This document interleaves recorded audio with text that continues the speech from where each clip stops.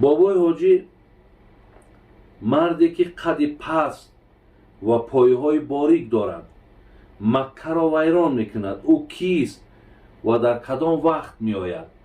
برادرای عزیز و گرامی، یکی از نشانه های قیامت هم انا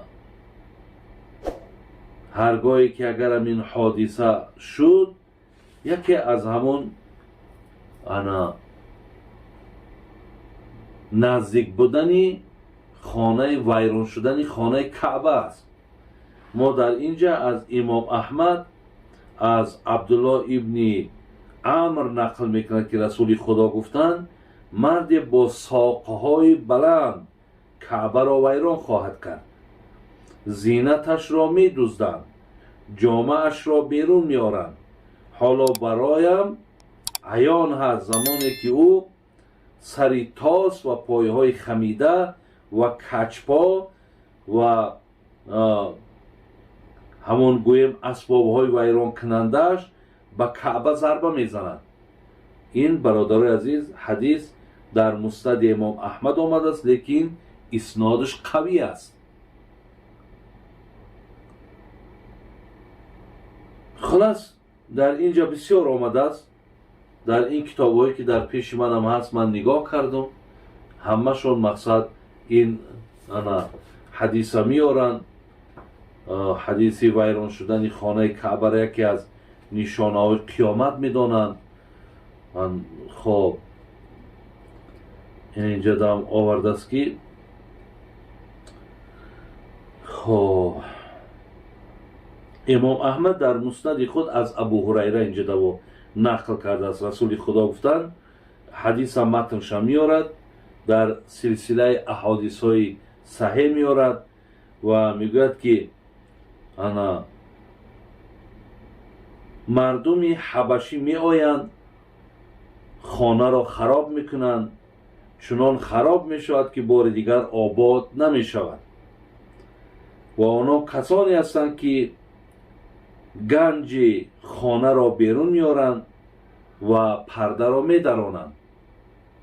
اینجا هم حدیث دیگری که آمده است، یخرب الکعبه ذو سویقتین من الحبشه، اینجا با متن حدیث آورده و خانه کعبه را حبشی نابود میکند و زیور آن را به غارت میبرد، پوشش آن را میدرانند.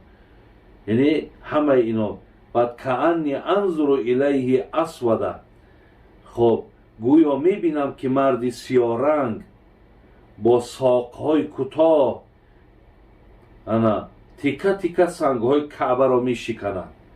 پیامبرمون نقل کیسه که یعنی همون مردی حبشی سیاه پوستی که قد پست دارد، کله خرد دارد و ساقهای بسیار خرد دارد و باریک دارد و در دستش همون گویم آلت هایی که اسباب هایی که سنگ های کعبه را میزند و دانه دانه کنده میپرتاید، میگد همچنان است که در پیش نظر من این حادثه را میبینم.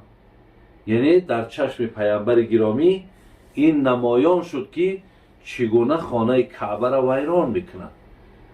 برای همین برادران عزیز و گرامی، هر یک حادثه و کاری را که می آید الله مهربان از حکمت او آگاهی دارد. چرا خانه کعبه ویران می شود؟ چرا دیگر آباد نمی شود؟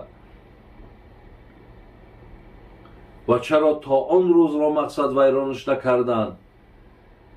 و هر حادثه ای که به سر دین می آید، به سر مسلمان می آید، برادران عزیز هیچ وقت از اراده الله مهربان او دور نیست و حکمت او را الله مهربان می داند.